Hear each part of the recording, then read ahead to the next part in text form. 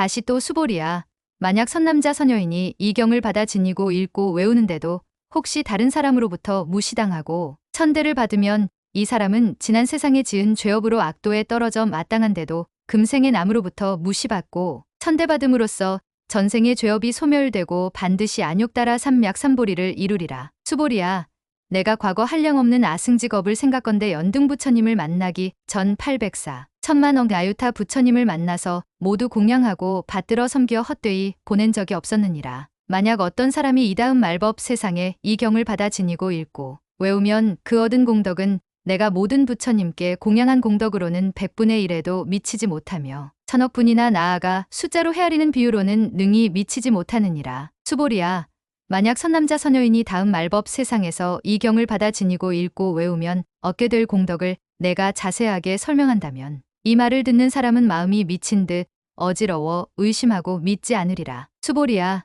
마땅히 알아야 한다. 이 경은 뜻도 불가사의하지만 과보도 또한 불가사의하느니라. 업장의 당이라 함은 내가 지은 업으로 인해서 장애가 일어난 것입니다. 능정은징은 능히 스스로 깨끗하게 하다라는 의미입니다. 불교에서의 업과 인과는 매우 정확하고 논리적입니다. 지금 내가 가난하다고 하면 내가 베풀지 않은 업에 따른 인과입니다. 내가 사업을 하거나 장사를 하더라도 남에게 고객들에게 종업원들에게 베풀지 않고 그 일을 한다면 일시적으로 지탱할지는 몰라도 장기적으로는 문을 닫게 됩니다. 물론더러는 베풀지 않고 되는 경우도 있겠지만 사실상 그런 경우는 흔하지 않습니다. 그렇게 성공한 사람은 자기 사업에 관련한 선금만 지었거나 혹은 전생에 지은 선근을 이 생에서 다 써먹는 경우에 해당합니다. 업에 따른 인과는 한치의 오차도 없이 정확합니다. 내가 오래도록 건강하게 살고 싶지만 전생에 살생업이 많으면 이 생에서 비명응사하게 됩니다. 또 이 생에서 기름지거나 몸에 좋지 않은 것을 먹어왔다면 당연히 병에 걸리게 됩니다. 현재 나에게 일어난 모든 것은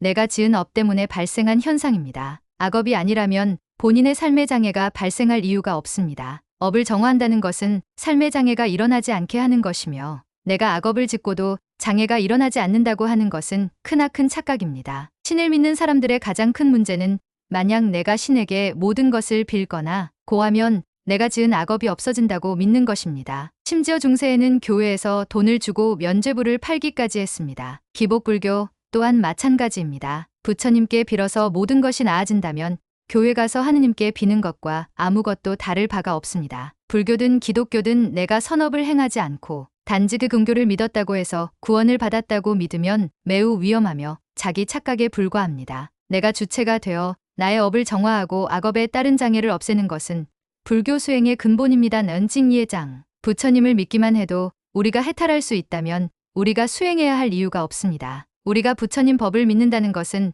부처님이 가르쳐 주신 방법대로 실행했을 때 우리의 근본 번뇌와 생사를 초월한 자유를 얻을 수 있다는 것을 믿는 것이며 이는 역사적으로 부처님과 부처님의 수많은 제자들을 통해 검증되어 왔습니다. 부처님의 인과법은 현대의 과학만큼이나 정확하고 논리적입니다. 자신의 업을 정화하지 않으면 육도윤회에 떨어질 뿐입니다. 혹자는 육도윤회를 부처님께서 비유법으로 얘기하신 것이라고 하지만 그렇지 않습니다. 현대의 과학으로 증명할 수 있는 것은 극히 일부분에 불과합니다. 허블 망원경이 나오기 전에는 우주에 셀 수 없을 정도의 은하가 있다는 것도 알 수 없었고 블랙홀의 존재 또한 알 수 없었습니다. 부처님께서 삼천대천세계를 말씀하셨는데 당시의 사람들은 허황된 얘기라고 생각했겠지만 현대 과학이 밝힌 우주의 크기와 비슷한 세계입니다. 부처님 당시만 해도 모든 우주의 중심은 지구이고 저 바다 끝은 낭떠러지라고 생각할 때였습니다. 신경과학의 입장에서 우리의 뇌는 경험과 행동에 따라 신경회로 뉴럴 파스웨이가 형성되며 반복적인 행동이 습관으로 자리 잡게 됩니다. 업이은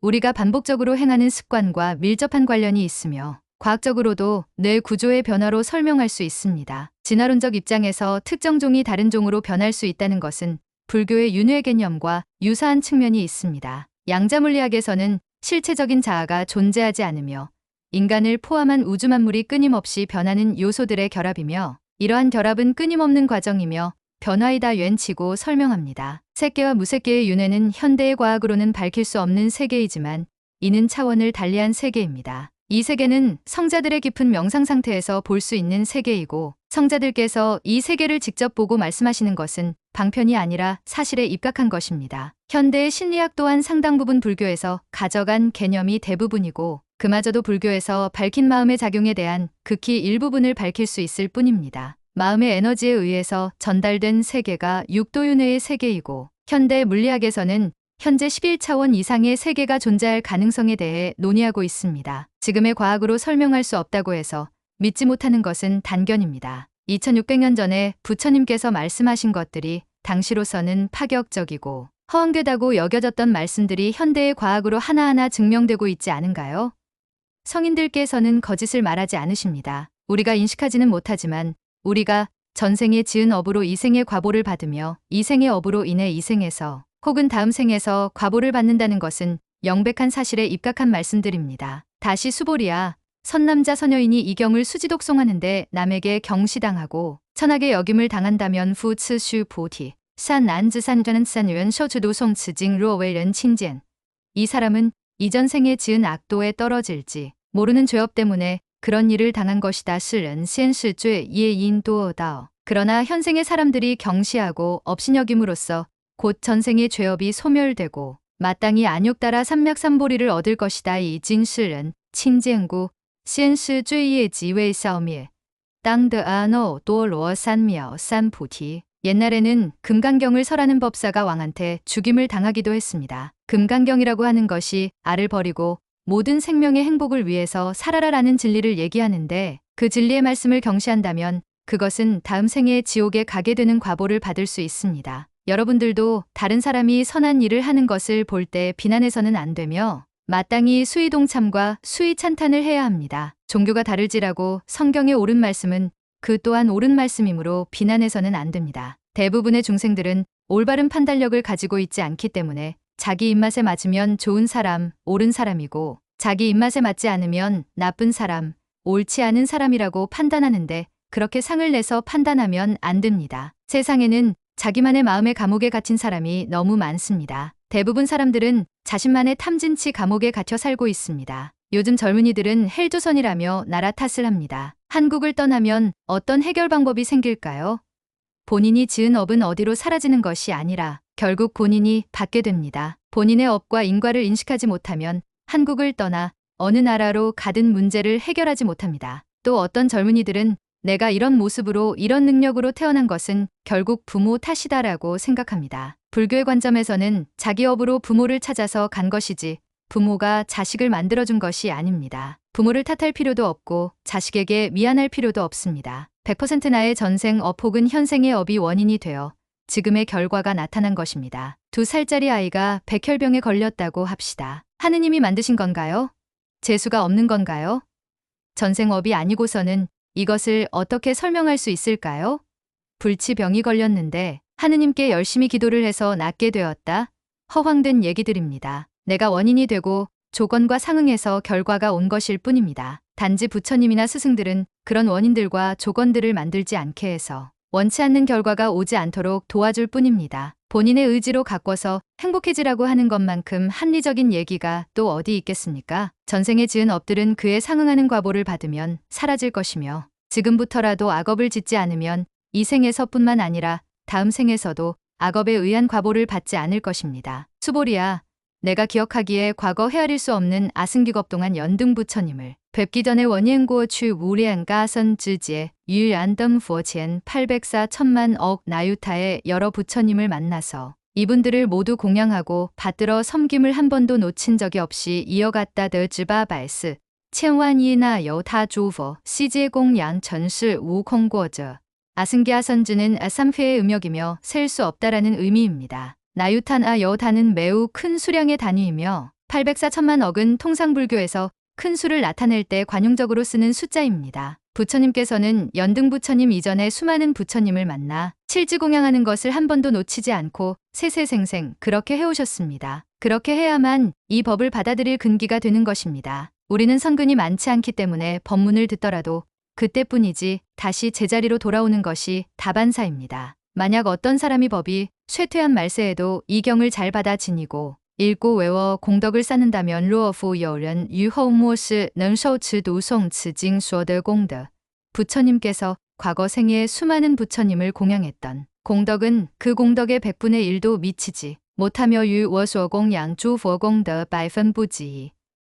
천만억분의 1 내지 어떤 숫자의 비유로도 미치지 못합니다. 千万亿分乃至算术譬喻所不能及. 금강경에서 이러한 비유를 반복하는 이유는 공성이란 진재의 말씀이기 때문입니다. 공성에 대한 깨달음의 가치는 천문학적인 산수로 계산할 수 있는 것이 아닙니다. 공성의 공덕은 이처럼 큰 것입니다. 청나라의 순채영제 또한 초자시에서 황제로서 100년을 산다 한들 깨닫고 나서의 반나절만 못하다고 했습니다. 그렇기 때문에 여러분들도 죽기 살기로 정진해야 합니다. 우리가 믿고 사는 것은 전부 허망한 것이며 우리가 전부라고 생각하는 이 몸뚱아리조차도 결국 무너지고 맙니다. 어디 살아야 하고 무슨 차를 타야 하고 무엇을 먹어야 하고 하는 허망한 것들에 매달리지 말고 정진해야 합니다. 그리고 정법이 있는 곳이라면 천리길을 마다하고 가서 들어야 합니다. 티베신들은 어려서부터 하루에 78시간씩 20년 이상 경전 공부를 한 사람들도 법문이 열리는 곳이라면 만사를 제치고 짐을 짊어지고 천리길을 마다 않고 가서 법문을 듣습니다. 공부란 그런 것입니다. 법연으로 인해서 정진할 마음이 생기고 쌓인 업장이 무너지기 때문입니다. 공부에서 힘이 쌓이면 죽을 때 비참해지지 않고 거룩하게 죽을 수 있습니다. 평소에 염불이나 주력 또는 다른 사마타에 집중하면 시비할 일도 없어지고 삶이 달라집니다. 수보리야, 선남자 선여인이 앞으로 오는 말세에 이경을 지니고 수지독송한다면 료산 안즈산 류연 유허 무엇을 여서츠 노송츠징 얻을 공덕을 내가 자세히 말한다면 수어더 공덕 워루어주 수어저. 보통 사람들은 그 말을 듣고 마음이 미치고 어지러워져 의심하고 믿지 않을 것이다. 호 여련원 신지 광乱호이부싱. 수보리야, 이경의 뜻은 불가사의하며 과보 역시 불가사의하다슈 보티. 땅즈스징이 뿌커스이 궈바오이 뿌커스이. 일념이 이루어져 번뇌가 다한 경계가 이루어지면 이루말로 표현하기 어려운 경계가 드러납니다. 여러분들의 삶 또한 지금까지의 삶과는 차원이 다른 삶을 경험하게 될 것입니다. 그것은 지옥과 극락의 차이입니다. 이런 경계가 있다고 믿는 것이 중요하고 스승님의 법문을 꾸준히 들으면서 바른 견해를 세우고 하루에 몇 시간씩이라도 정진을 하면서 시간을 늘려나가게 되면 수행의 깊이가 달라집니다. 티베트 사람들은 한 손에 염주를 들고 다니면서 일상생활하는 중에도 온만이반매움 주력 정진을 합니다. 인간의 죽음 앞에서는 어떠한 거짓도 통하지 않습니다. 우리는 보통 죽음 앞에서 엄청난 두려움 속에 생을 마감합니다. 하지만 티베트 분들은 스님이든 제가자든 생을 마감할 때 수행의 힘으로 조용하게 돌아가십니다. 다람살라 스님들은 서너 평 정도 되는 공간에서 수십 년간 떠나지도 않고 수행을 하고 계십니다. 먹는 것이라곤 곡식가루 정도이고 입은 것이라곤 가사 한 벌입니다. 우리가 볼 때 그곳은 지옥과 같아 보이지만 그분들의 얼굴은 환희심에 가득 차 있습니다. 거기에 비하면 우리들 사는 집은 궁궐이지만 마음은 지옥에 있습니다. 더 이상 허망한 것에 붙들려 살지 말고 끊임없이 수행해야 합니다.